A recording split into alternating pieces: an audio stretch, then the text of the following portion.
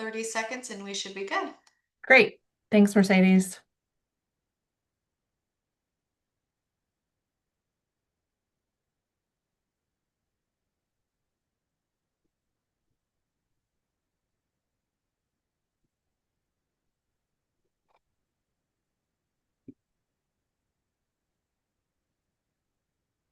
Okay, I'm going to go ahead and get started. Great, thank you. So welcome everybody to our work group today. It will be a little less of a presentation and more of a discussion. And we have our two of our data teams who provide a significant portion of the data that we present in the Educator Equity Report. So they're here today to kind of talk us through some of the key findings that will be in the report and answer any questions. But I'd like us to maybe start off with a welcome, and then we'll go into kind of the brief summary of the purpose of the report. I think that's really important to kind of keep in mind with this particular work group, and then get into that review and discussion of the key findings that were sent out to you all. And I'll put them in the chat as we go from both TSPC and ODE. And then the purpose of this meeting is to really kind of engage a little bit into the data findings and kind of get a better understanding of how is the state meeting the state's goals in equity for all of the educators, and that's inclusive of all of the educators that are serving our students. And then if we have time, and sometimes I build this out just like a teacher would. You build out more than you think you might even get to. But if we get to the opportunity to kind of start looking into some of the 2024 recommendations that were presented in the last report, that would be great to kind of go through and see how folks feel about those recommendations. Again, we'll have several different kinds of engagement, but this is going to be really helpful in setting up kind of the precedence of a baseline for what you all are seeing in the workforce right now and what are some of the things that you might want to recommend. And then from that recommendation list, we will develop out a long-term plan on how we can meet some of those recommendations. I also want to just put out a shout out for the upcoming work group meetings too. Next Monday at this time, we will have the University of California Irvine research team that has helped with the last report in the 2024 report. It presented a very comprehensive longitudinal brief on where Oregon is in terms of its educator diversification and workforce. And so they're going to present an update on that information. And then on the 27th, we'll have the HEC presenting their findings and their portion of the report. We may have DELC attend. I haven't gotten confirmation from them. Their participation in this report is not in statute, so they are just they're coming and being part of the report out of just a request and invitation to be included in that. So if they come, then they'll be here as well. But I will go ahead and turn off my screen for a second. And if we can just go around the room and just kind of state your name and where you are in the agency or in the field, that would be great. And I will start with you, Director Alpert, because you're first on my screen. Thank you so much, Lynn. Good morning, everybody. Rachel Alpert, the Executive Director of the Teacher Standards and Practices Commission. Good to see you all. And Director Rhodes, why don't you go ahead and go?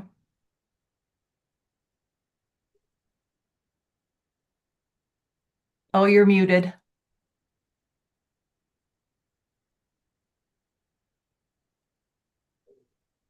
Darn, I thought I could get through the week without doing that. So thank you, Lynn. Bill Rhodes, I'm the Director of Educator Preparation and Pathways at TSPC. And Director Potter. Good morning. I'm Melissa Potter. I'm the school board representative on the Educator Advancement Council. And I'll pass it to Director Tapia, Chavez Tapia. Hello, everyone. Good morning. My name is Brenda Chavez Tapia. I am an education liaison and connector of the Grow Your Own program here at the Hillsborough School District. I will go ahead and pass it on to Director Perez. Good morning, everybody. My name is Marty Perez, and I'm the principal here at Newport Middle School until the 30th of June. I represent K-12 administrators. And I will go with Director Cotter. Good morning, all. Janot Cotter here. I teach at South Eugene High School. I'm the high school representative to the EAC, and I'm not sure who's left to talk. Are we introducing everybody? How about Ryan Clark? Great, thank you. Yeah, thank you. I can jump in. I'm Ryan Clark. I'm a research analyst here at ODE, and I helped provide the data that some of the data we'll be going over today. Anyways, and I'll pass it over to about Andy. Hi, yes, I'm Andy Mill. I work for the ODE. I'm a project manager, so I am supporting the process of putting together and publication of the report. And so I will pass it on to Cara. Thanks. Yeah, I'm Cara. I am new to EAC. I am a research analyst. I've been helping put together the report, reviewing the various sections. And I'm not sure who is left. I think that's everybody. Thanks, Shara. You need to. Hi, everybody. Shara Mondragon here, and I represent TSPC. Good to see everybody today. And it looks like Director Weathersby is here as well. Hello, Monica Weathersby, OEA, she, her. I'm here and really looking forward to doing this work. Great, thank you. And we have our support team here as well. So good to see everybody. And I will go ahead and share my screen one more time. We've got a couple of things that I just kind of want to orient us around. And so the purpose today, again, is really to help us kind of dig in a little bit to the data and the recent findings that you all received. And we'll put that into the chat as well. Really just kind of grounding around what the purpose of this work group is here for. And like I said, we'll have other engagements with folks, but this particular group is really going to be helpful in kind of looking at the data right now that has been drafted, and then looking at the findings and seeing where are we as a state moving forward or not moving forward. What are some concerns that some of you may have? And I know that we've started to kind of collect those as well. And the team and I are working on providing some responses back for all of those questions at some point too. And then the other piece is that we'll look at the data and then revisit those recommendations. So similar to what I was kind of looking or describing earlier, and that we would be coming back to see if those recommendations are something that you want to move forward or some of those that might need to be revised. And our data team is here to kind of walk us through some of the really key points around the collection that we have to date. Just to also let everybody know, data at this point is not going to be collected any further. We've already done a lot of that collection up to this point. So if there's things that are missing that would be something that would contribute more to this report, be thinking of that for the next report. I think that is one of the hopes from having the data teams here, is that if there's questions or things that are missing from the current collection, then we have the data team here to say, yeah, we can access this information, or no, this might not be something that we're able to do.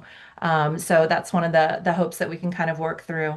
Again, a reminder, this report is really to look and assess the progress on the state's goal, which is up here on the screen. And I put the one for ODE in gray because we're just going to focus on students right now. So we're not looking necessarily at the number of employees at ODE in comparison to the number of diverse students in the current schools, Oregon schools, but we're looking at the percentage of the diverse educators that are serving our students, and that is that all staff, that includes all staff for those positions.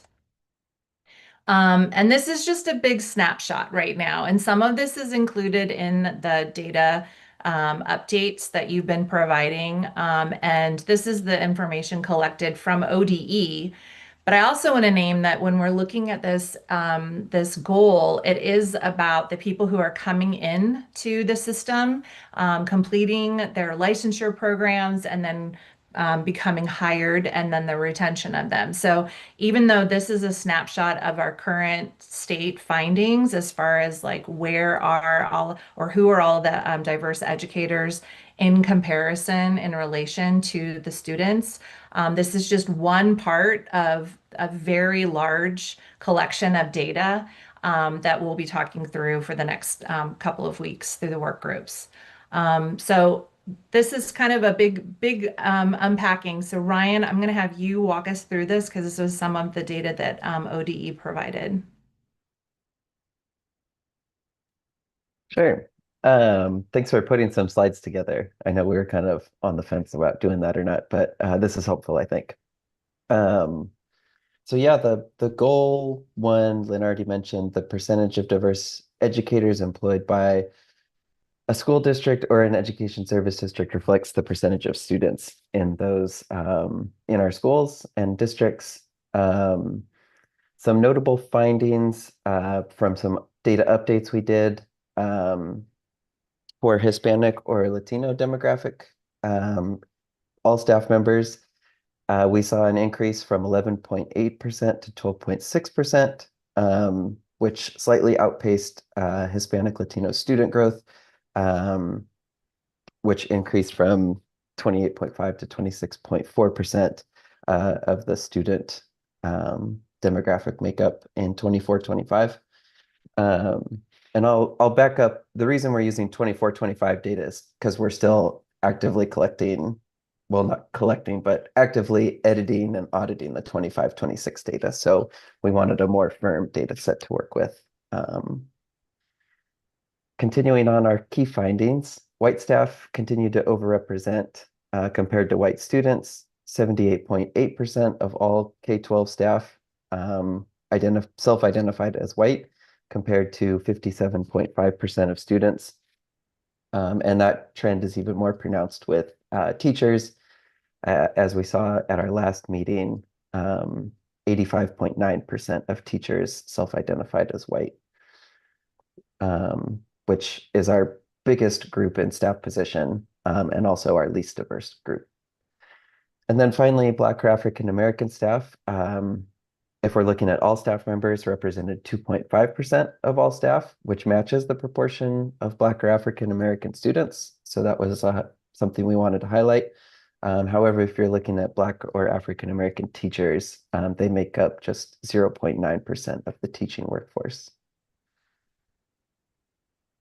Thanks, Ryan.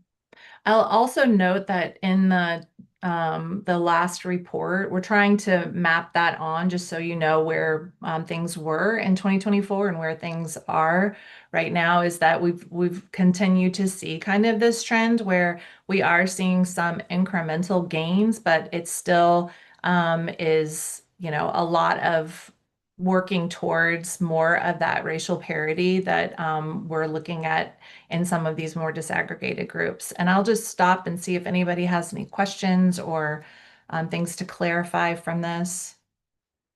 Yes, Director Weathersby. I'm just going to assume, because of the way it's written, that there's 2.5% African students in schools. Correct. Yes. Thank you. Okay. Appreciate it. Right. Mhm. Oh, thank you, Lynn. Sorry. I need to get better at waiting to be called on. Ryan, I'm gonna capitalize on your brain and your expertise. If you were to continue with this rate, could you give me a prediction of 2050 and what diversity would look like in Oregon using just the numbers that we see here?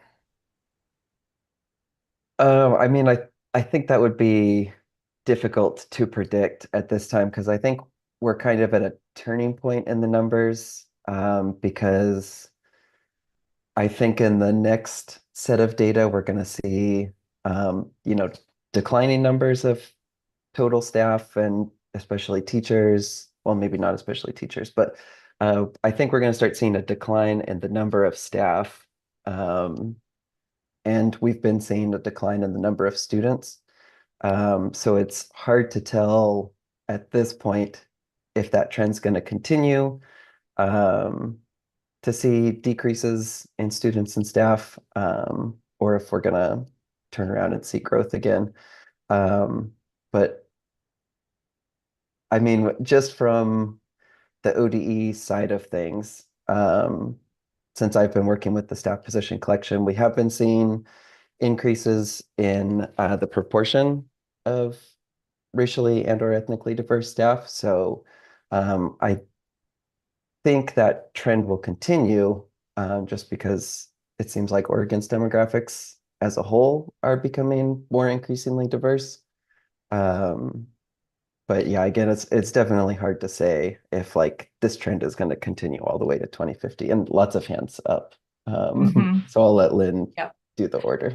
Yeah, I will go to Director Cotter and then Director Tapia. Thank you. Director Cotter here. I understand that this has been a topic of conversation, but I'm just asking for a clarification. In terms of the self-reported data for like people of Latino Hispanic heritage, is there any ability with current extant data to go back and find more information about Hispanic Latino origins associated with what country or ethnicity, and or do we have the technical prowess going forward to be able to ask those sort of questions to have more specific information about the diversity of Hispanic Latino reporting for staff or students? I can speak, thank you. Great question. I can speak for the staff side of things, and I believe it's similar, but I'm glad we have Robin here who works more with the student counts and data. But we've been following, I believe it's the 2008 federal guidelines on race ethnicity. So unfortunately, it's just a series of flags. And if a staff member self-selects Hispanic or Latino, actually it's just Hispanic or Latino, and then any other race flag, then they end up being counted as Hispanic or Latino, but it doesn't give us any data on like country of origin or anything like that. And I'll have Robin jump in and fill that out for us.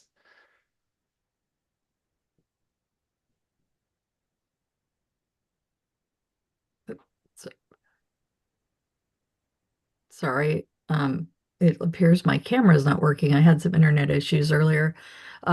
So last year, well, not last year, this year, 25, 26, we've had the first decline in Hispanic students that we've had since the pandemic year of 2021.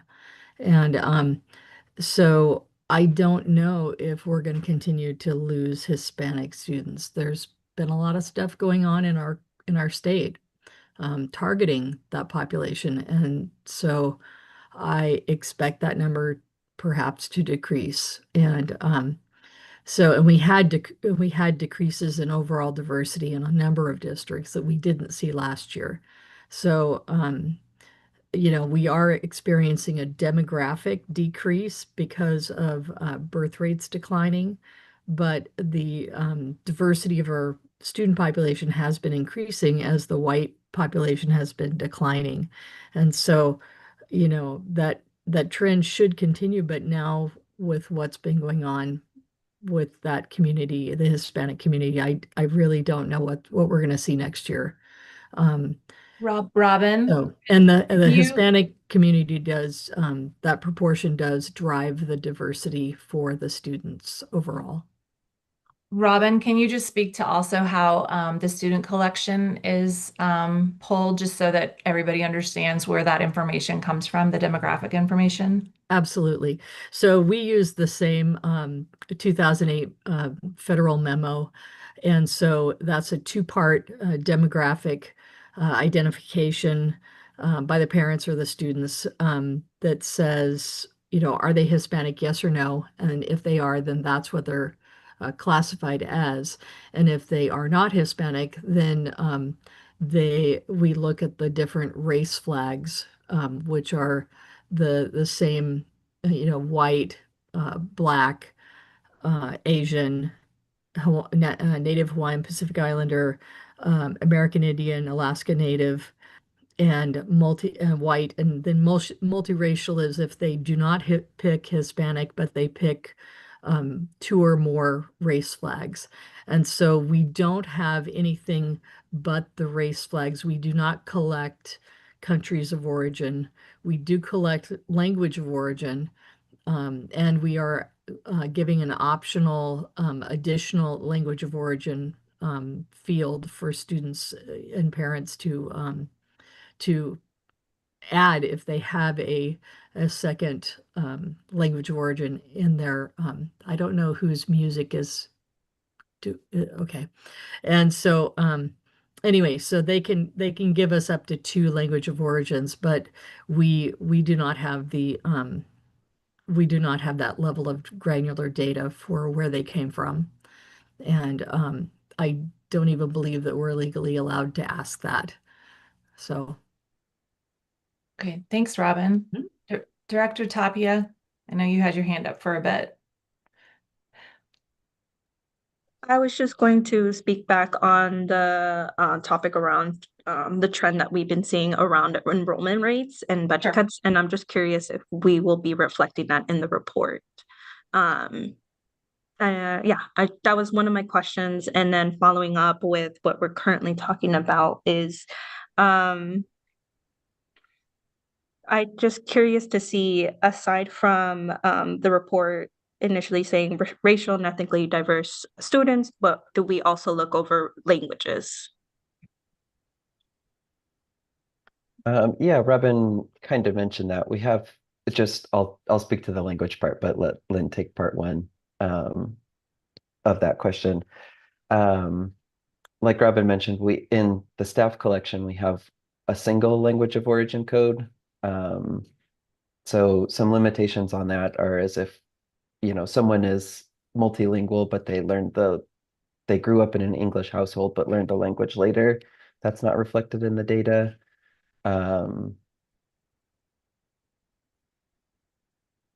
But yeah, I mean that's kind of the only data element we have to try to get towards that linguistically diverse question.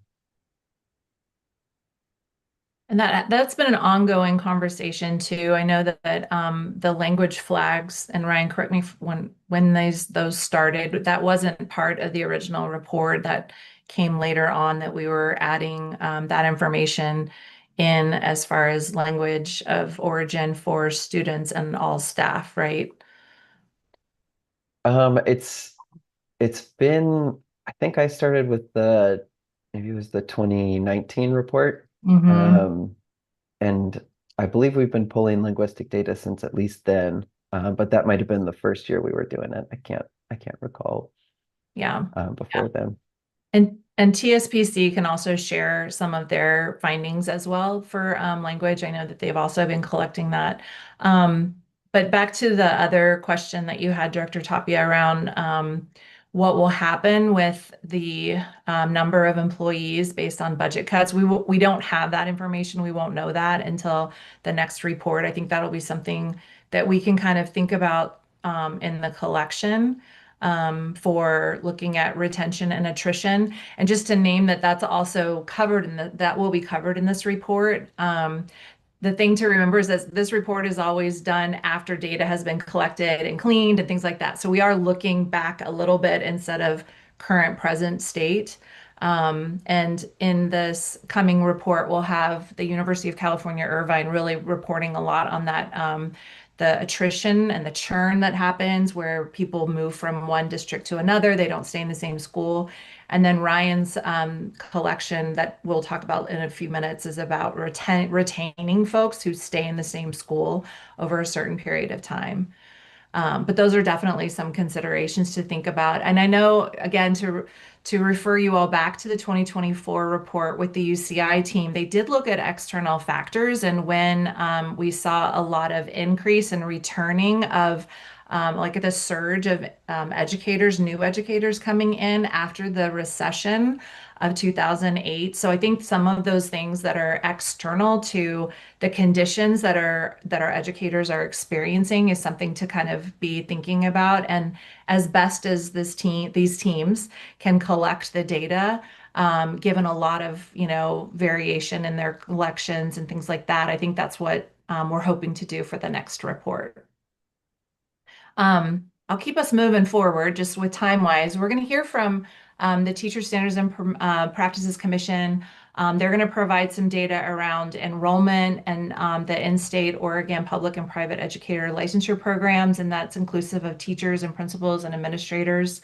The completion of those folks, and a reminder, and Sherry, you'll be sure to do that as well, that these are not the same folks in the same cohort moving at the same time. So these are different sets of groups of people moving at different time periods for the collections.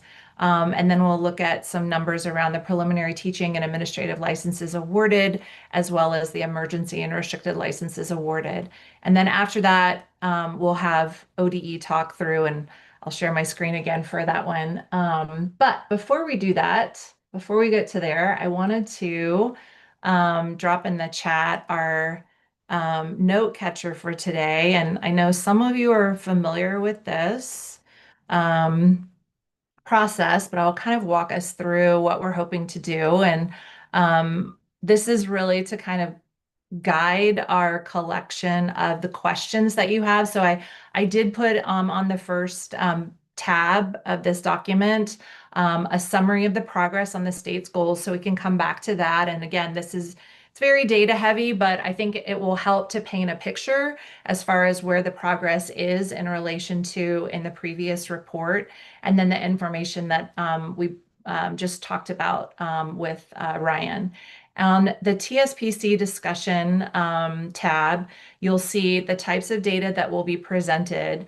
And this is kind of how we'd like to maybe catch questions as they come through. And I'm going to put up on the screen the data updates and the key findings from the TSPC. So this will be something for all of you to kind of just add in questions. Where do you see the state's progress on our educator equity goals? What are some of those concerns that are coming up for you? What are some data specific findings? And again, this is really kind of honing in on what do we know right now? What are the findings that we see? What are some trends that might show some positive things that are happening, some increases or shifts that seem meaningful to you? And then what are some maybe disparities or, again, concerns or missing information? I think that's a vital piece as we prepare for the next report, and thinking about like what other information would be most helpful to kind of identifying things that we'd like to see in the report that are related to the state's equity goals for educators. And then what is some additional questions that you might have that really help to clarify what's the data story that we're trying to tell in this report, and what are some of those things that we might want to be able to do for the next report. So this is up here with those spaces for you, and then the ODE section is there as well with the types of data that will be shared. I'm not sure if we'll get to this point, but these are the priority areas that were identified in the 2024 report, and they're very tightly themed around things that were noticed over the past 10 years of the educator equity reports. So I'll walk through those really quickly just to kind of orient you to this document, and then we'll get started with the data findings from TSPC. But in the one of the main priority areas is around that affordability piece and the relevance of career educator pathways. And so what we saw from the last report is that there was still a continued limitation of state investments in post-secondary education in Oregon. We have seen the closure of educator preparation programs that has been documented in the reports. And we are definitely seeing that there's limited access and affordability that is happening in the current landscape. And so some of those recommendations were continuing to expand affordability of Oregon educator preparation, continuing to expand on investments to support Oregon's educator preparation programs, and then to continue to expand non-traditional pathways from pre-K into education careers. And we'll walk through more of these later. I just wanted to give you a little orientation to the document. The second priority area was around hiring and placement and support for early career educators. We've talked a lot from the last meeting that there are many new educators currently that are 0 to 5 years of experience right now in our educator workforce. So I think that's something that was elevated in our last discussion. And so what are the supports to make sure that those folks who have entered the field are being well supported? And the recommendations that were included for that was to ensure that every new teacher and administrator that was new was placed in a supportive environment and had an equitable workload. And some of these are very just best practices in general. And it might not be things that we can report on from our data sets, but it's in general, like what are the things that we need to be thinking about to support new educators? The second one is to provide sustainable funding and training for culturally responsive, high quality mentors for every new educator. And to make sure that those folks are receiving those services throughout their earliest years of their careers. And then the third one was to invest in schools to develop programs that provide ongoing support to recruit and retain effective and culturally responsive school leaders. So those are the big three recommendations for that priority area. And then the third priority area was around educator development and career advancement for those experienced educators who are in our system.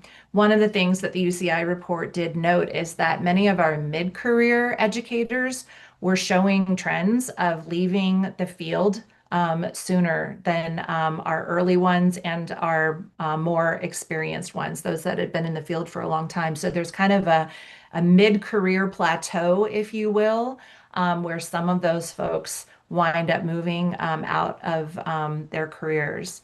So some of the recommendations for really trying to like support people moving and advancing in their careers were to codify a statute for a scholarship program for culturally and linguistically diverse administrator candidates, create a statewide framework and strategy for teacher leadership, develop a comprehensive method to monitor, measure, and scale best practices for educator retention and career advancement.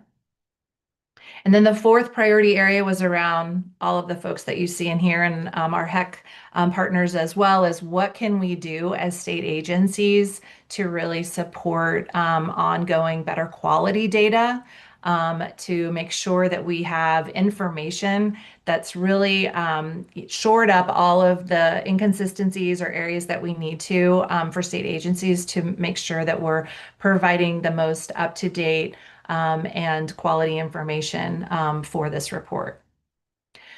So that's kind of a lot, but like I said, I feel like this might be something where we have a lot of ways to kind of collect the information, or hopefully it's to collect that information. And I will stop and see if anybody else has any more questions. Okay. All right, great. So I'm going to have TSPC come in and I'm going to add in there. This is the document that many of you received last week for their data document or their data updates. And I'll share my screen again and we'll have Shara kind of walk us through this data. And then if you have questions, this is our discussion and our deep dive. So first of all, thank you for joining on this very data saturated work group on a Monday morning at 10:30. And at any point, if we need to slow down or change the process, this is a new one for us as well in how we're engaging with the data. So we appreciate you all being here to learn more about how we're going to be reporting this information in this report. So I will turn it over to Shara and your TSPC team to talk us through this. Thank you. Can you hear me okay? Yes. Awesome. Yeah, so I'm just going to highlight here the key findings and point out a few data points that for this discussion today. Um, One of the things that we found is Oregon is enrolling fewer candidates, teacher candidates overall. And although that is true, we also notice that those who are enrolling are increasingly racially and or ethnically diverse. Administrative preparation shows growth and diversification as well. And completion outcomes for racially and ethnically diverse candidates show upward momentum, particularly for administrators. One of the things I wanted to point out is for both preparation program enrollment and completion, about 31 to 33% approximately individuals identify as racially and or ethnically diverse. And when we start looking at licensure snapshots in comparison to those enrollment and completion numbers, we see a lower share of candidates identifying as racially and or ethnically diverse, with the smallest share observed in the more advanced administrator licensure categories. And then as we note in the 2024 report, holders of provisional licenses, and typically we're referring to emergency and or restricted licenses, are consistently that group is consistently more racially and or ethnically diverse than those holding a preliminary teaching, principal, or professional administrator license. And, what we're seeing essentially is that, although the progress seems to be slow, I think the ODE data shows about 14 or 15% of those working as teachers or principals in schools identify as racially or ethnically diverse. We're assuming that many of those increases may be happening at the beginning of the pipeline, and maybe we're not seeing, yet that appear in the whole workforce that is predominantly white. And so those are the highlights that we have. Lynn, did you want to open it up for questions or? Yep. It looks like Okay. Dr. Battersby is ready for the question. Thank you. So I'm wanting to make sure I got this clear. I didn't hear what the increase was from the previous report. And then also, you're saying that we are increasing the number of people who are going through the training. We have yet to hire them.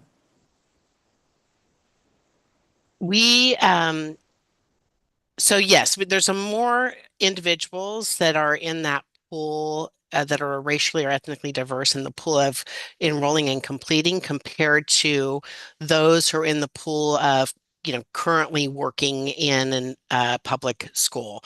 Absolutely. And then in terms of the data, and Lynn, am I okay to share Yes, my you screen because should. it shows the trends a little better, I think, on this other slide. I think that will address the director's question. Let me see if I can get that opened here. And hopefully make this a little bigger. And also, thank you for your work. Appreciate you. Oh, absolutely. Thank you. Okay, so in looking at, I think one of the questions I heard is, how does this compare to what we've seen in the past? And down here at the bottom of this particular slide, this is the enrollment completion, by the way, slide, and I want to also note that these are for Oregon approved programs. So we also have a group of, educators who come in from out of state, and they're not represented in this data, right? They will be represented in the licensure data, but not in this data in particular. And so that 4-year trend, you can see the teachers, if we go back 4 years ago, the diverse share was 28.2%. You can see as it moves to the right, we've seen a slight increase over time. And then if you look at the bottom line, admin 1.0%, you can see as it moves to the right, also we've seen an increase, and actually probably a stronger increase in the administrative share for those. And then just looking at, and let me just go back to this one and the other trends. See if we can close that. There we go. This is looking at the share, looking at preliminary principal and professional admin licenses, and the 4-year trends are at the bottom as well. So you can see for preliminary teaching licensure, again, an upward trend from left to right. The same holds true for principal. And for professional admin, it's a little bit more fluctuation across years. It seems to be holding steady though, but something for us to keep an eye on for sure. Did that help? Great. Excellent. Thank you. I also added in those slides too for the folks just to kind of reference because they also have a lot of the data that Shara is talking about. Any other questions from the TSPC side of things? Director Potter? I was debating on whether or not to ask it again, but I just wanted to make sure I heard it right, Shara. About the restricted teaching and emergency license. We're seeing a higher percentage of folks who identify as culturally, linguistically, racially diverse applying for and using that type of license to engage in the workforce. That is correct when we compare it to the overall license types that are non-provisional. So these license holders tend to identify at a greater rate as racially and or ethnically diverse. And I know we can't make deductions from that statement alone, but in our GYO work and especially in our apprenticeship work, we understand, and since 2015, that from our program evaluation information is that the folks who are needed in those spaces tend to be in dual language programs, which are already really tough programs. It's a harder job than being in a monolingual classroom. And I know that that can be upsetting to some people to say that, but it just is. The cognitive load, everything is harder. And so we're putting folks who are newer out of staffing desperation. And I get that. I understand that. I think there's this thought that, oh, at least it's giving them compensation to be able to engage in the workforce. And I understand that, but we're seeing another model in the apprenticeship world where we're getting both compensation and mentoring. And so we aren't having to sacrifice either one. But many folks who are on that restricted license, they get compensation, but they reduce the mentoring. So then when they complete, when you look at their more traditional counterparts who tend to be more white candidates, those white candidates went without compensation, but they got a lot more mentoring in their preparation. And so they're coming out potentially more well prepared. So we're almost doing some of our candidates a disservice because it feels like a short-term gain, but a long-term loss because they're developing some strategies out of survival mode just to survive 2 years on restricted license, which is already so hard. We're putting them in a dual language setting, which is already even harder. And out of a lot of other life circumstances, they're using that compensation to be able to, as a ladder rung, to be able to climb that workforce ladder. So it's such a complicated statement. And I'm having a hard time not letting my own personal experiences influence how I hear that data and have like flags go up in my head of, ooh, is this the right thing? Are we doing the right thing for 5, 10, 15 years from now for our educators and helping establish a very strong workforce that really does represent our students? Those are really good points, Director Potter, and some additional context for the other members here is that those that hold these provisional licenses, they may be prepared out of state, which we don't oversee out of state programs. So we have a complexity here for which we have less control in terms of, some of these candidates are absolutely attached to Oregon approved programs, and we have a better sense about the kinds of support and what those programs look like. And then we have another set of candidates that have these licenses and they are attached to an out-of-state program. And we get a variety of situations for which, can absolutely impact both retention, both even pre-licensure and post-licensure. And we really don't have data right now, as far as I'm aware, to get a better sense about retention and supports for these license holder types.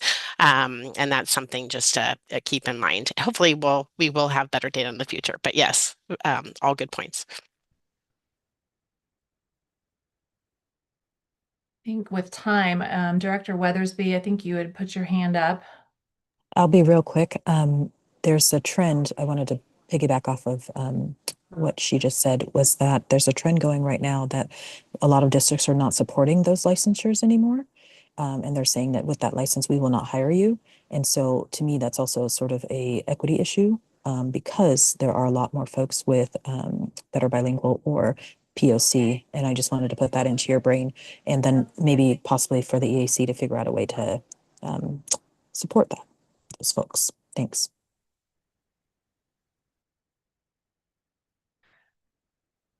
Okay, I'm going to go ahead and just encourage folks to write down some of their thoughts on that note catcher document, especially with what you're seeing. And Director Potter, I know you've raised this concern a couple of times, so I think it's important to kind of name these things in that, because that might be something that the group feels is very important in recommending for the recommendations and the next report.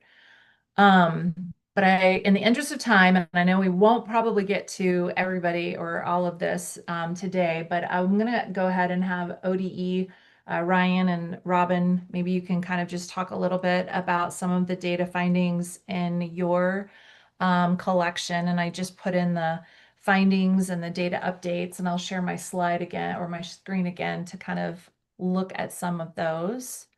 And again, I know we're not going to finish everything today, but this is a great start. So Ryan, if you want to go ahead and talk a little bit about the information that will be part of the key findings. Sure.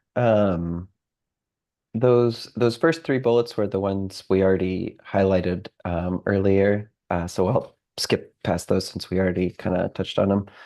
But that fourth bullet, the proportion of racially and or ethnically diverse paraprofessionals or educational assistants in the workforce has increased. In our key findings, we were going back to 1819, but in the actual report, our longitudinal data just goes to 2021, because that's part of the ODE style guide is to only go back 5 years unless there's something significant. But the trend between 1819 and 2021 kind of held steady. So I think this point still holds, but kind of along with that, non-licensed staff grew similarly over that span of time. 24, 25, they were non-licensed staff were 26.6% racially and or ethnically diverse. Licensed staff is significantly less diverse at only 14.5%.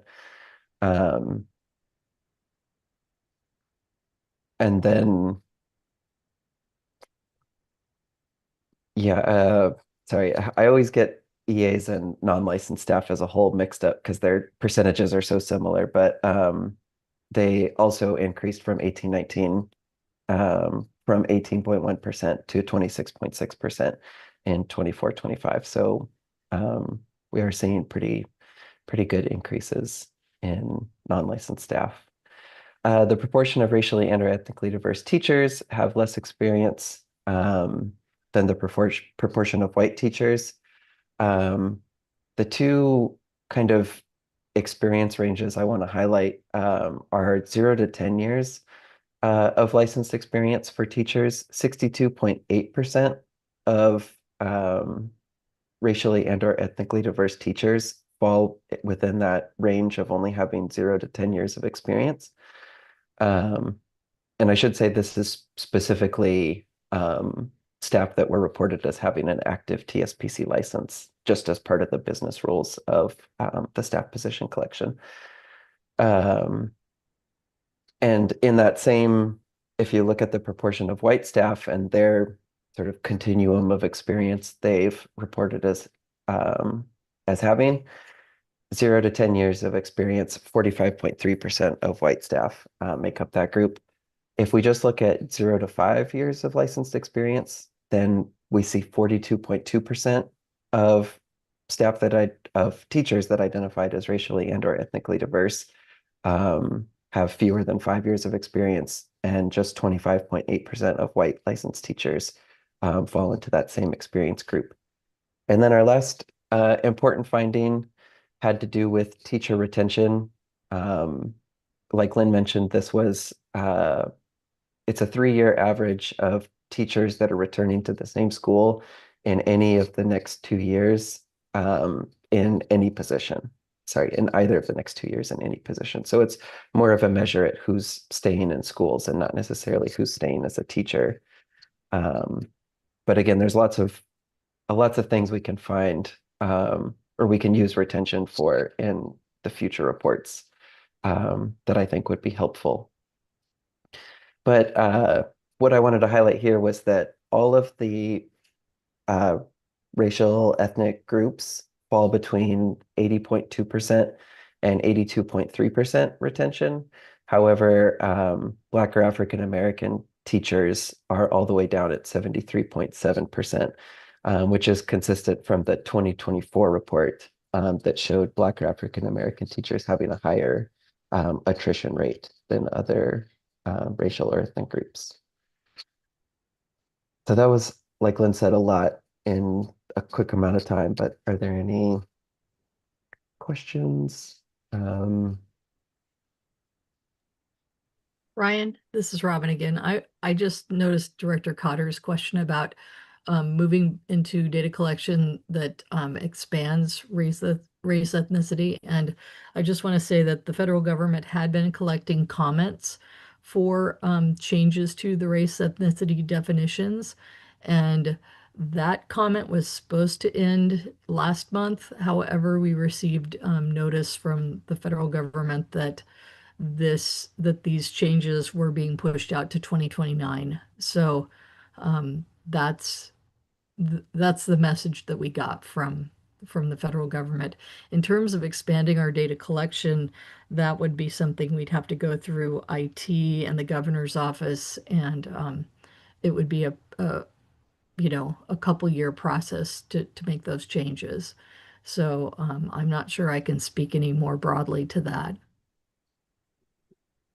And Director Cotter here, thank you for that response. And I am just curious if we do know of if it's clear what the process would be, and then how the EAC or this team on this work group could advocate or be, we could take a vote to see if that's a common question or desire that we have and how to push that forward. Well, Robin kind of laid out the process. Generally, our changes to collections have to come through statute or some sort of legislation or like requirement. So it's not unheard of to have data changed because of reporting requirements, like the Educator Equity Report is required in statute.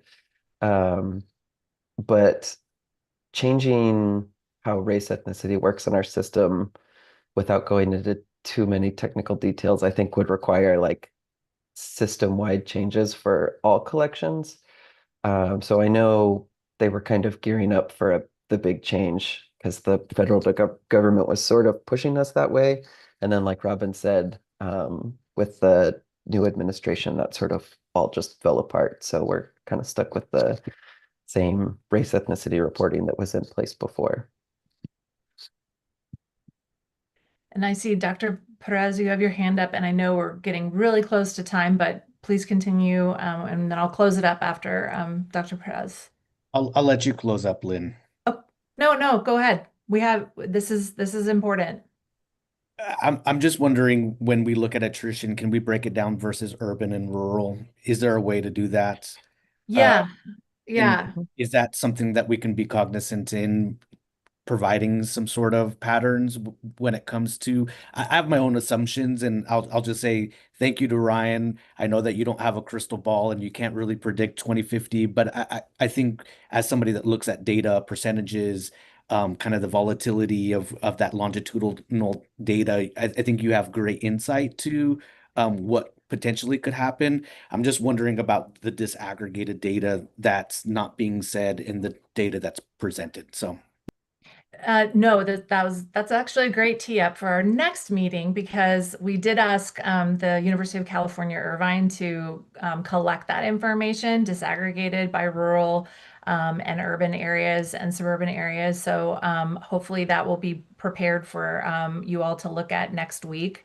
That has been something that we've been talking about for a while, because this is, as a legislative report, it's looking at a big picture of across the state. And I think to that point, we've been trying to get a little bit deeper in those regional areas. So at the next work group meeting, we will make sure that we cover some of that information. And again, just to remind everyone that Ryan is really focusing on that retention piece, which we're trying to kind of pull into an understanding around the stability of schools, and that is part of that health of that community, where you have the same folks that are returning, so the students kind of see those folks and are comfortable and have access to them. But the UCI team will look at that attrition piece. And I just want to make sure that everybody is getting the materials. We try really hard to get them out to you before this meeting, but if you're not getting them, please message me and I'll make sure that our staff gets them to you. I know there's a lot of data included in this, and so we'd like you to have it before we have the meetings. So just reach out to me and I will make sure that we have that to you as quickly as possible. And with that, I'm going to close the meeting, and our team will hang out here if anybody else wants to ask us any questions. But we really appreciate all of your time today, and we look forward to seeing you next week. Thank you for all your hard work.